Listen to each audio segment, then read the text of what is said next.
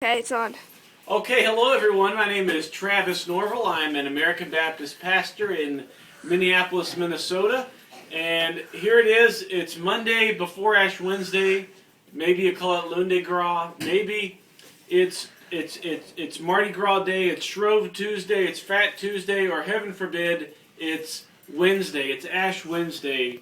And you are thinking of doing an Ash Wednesday service. Now, maybe you came from a free church tradition like myself, or maybe you got your MDiv from an online degree, I don't know. But you're thinking, I'd really like to do an Ash Wednesday service, but I don't know how to do the ashes.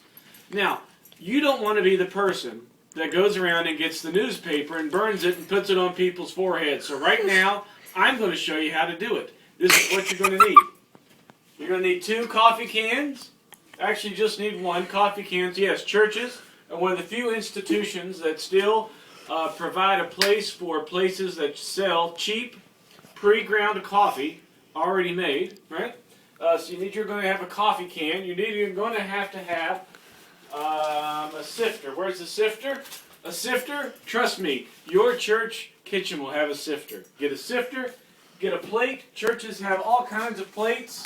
You're going to need 1 plate, and you'll see why in just a little bit. And lastly, you're going to need some palms. Now, the palms are going to come from the palms from Palm Sunday the previous year. Now, you may say, we don't have any around here, but trust me. If you are the pastor of a church, there are palms in that church. You can find them behind the Sunday school room. You can find them somewhere between your office. I bet there are a couple even underneath the pulpit. I've got a few right now I'm going to show you. Here's the ones that I saved from last year. Here they are, and we're going to show you what's going to happen with these in just a little bit. So, get your coffee can, find your palms, and get a book of matches, and I'll meet you in just a minute. Okay, stop it now. It's on. All right, here we are, everybody. We're back outside. We have our palms. They have been crushed up, and they're in the coffee can. And as you can see, it's pretty cold out here. It's snowing, and you can see the snow. It's on the ground. It's about 4 degrees here in Minneapolis on Lundi Gras. And you're gonna light this thing. Now you want to watch out because these will light up like a Roman candle, and you'll see. This is why you don't want to be right near them when they're lighting. You don't want to do this inside either. Make sure you're outside lighting these up. Now it may take you a couple of times, right? You can see that's going to be okay, but they'll take right off. Because they're dry. They've been drying all year since last Palm Sunday. So it may take a few times to get them lit really well, and that's okay too. There are elaborate services that I've seen Episcopalians and Catholics do, where they do this on Epiphany Day, and you could do it that day also. See, it'll take. But we're not going to do that. It's a little late right now, and I got this extra match. I'm just going to go and throw it in there. You're just going to let that burn down as much as you can, and remember, do not grab the can after it's burned because it'll burn your hands. And am I speaking from experience? I am. I have burned my hands doing this, and you can see. All right, go ahead and cut it off now. All right, we are back. We've burned the palm branches outside, and I think we've got them down to pretty much the ashes. Now, I don't know if you'll be able to see. You'll have some stuff left over. It won't be perfectly just like an ashen part, but you'll see. They look like burnt palm leaves. Now, the other thing you may kind of wonder is, that smells kind of funny. And you're right, it does. It'll smell like that other something of leaves that are burning that you've smelled in the past. And it's a good thing if you burn them at your house. If you got nosy neighbors, at the very least, it'll give them something to talk about. Now, boys, you want to come around here. When I burned these, the boys couldn't stand the smell, and this is what they've had to do in our house to prevent the smell from penetrating them. Okay, now you're out, fellas. Good job. Good cameo appearance. Okay, now, so what you want to do, like I said before, get a sifter. I guarantee you'll find one in your church kitchen. Put the sifter on top of the plate, and pour your burned palm leaves into the sifter. All right? And then you're just going to sift like you do anything else, right? And you will notice very quickly a pile of ashes will begin to form.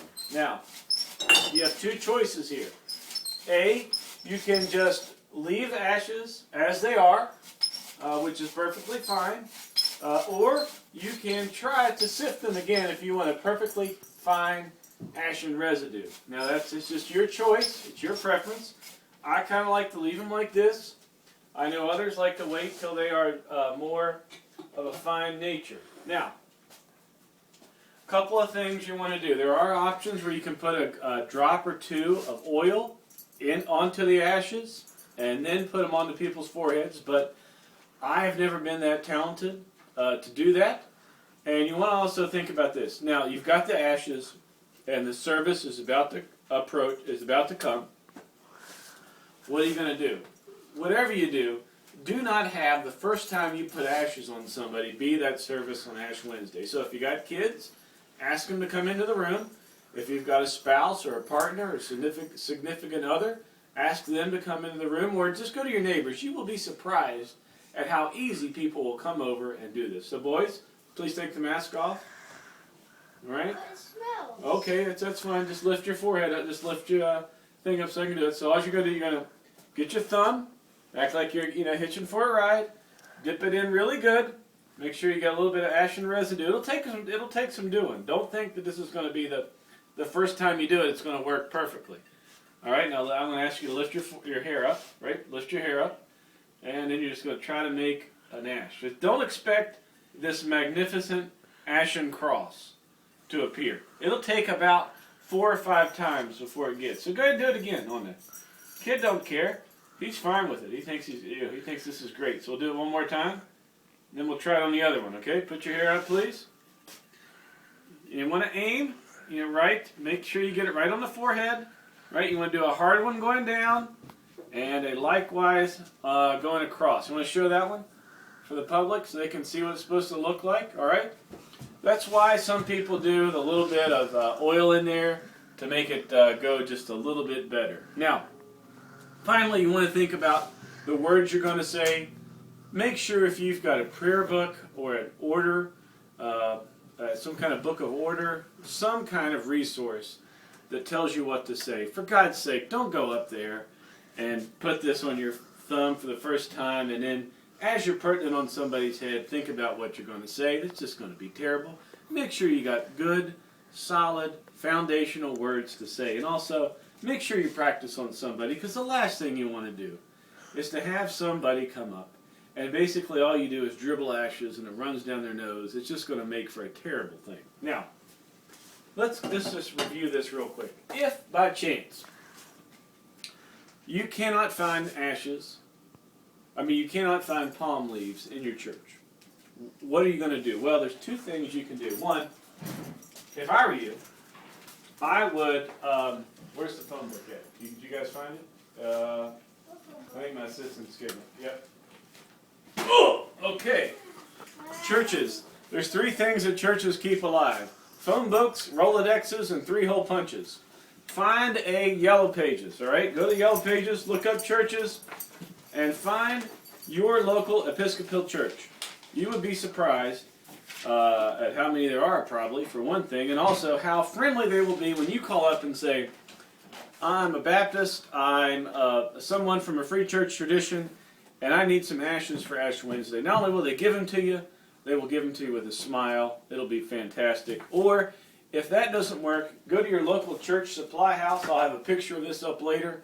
I found enough ashes for 100 people, and they want to charge $8.50 for them. So, the least you're going to be out is around $10 when you figure travel time and cost of gas and all that kind of stuff. All right, folks, one last thing to wrap this all up. I hope you have a wonderful Ash Wednesday. I hope your Lenten observance is fantastic. Just remember this. It is a solemn and very special occasion. You are reminding people of their upcoming death sometime in life. It's the one thing we all share in common. Make sure it is a worthwhile, dignified, and thought-out service. Enjoy the Great Lent. All right, Viv.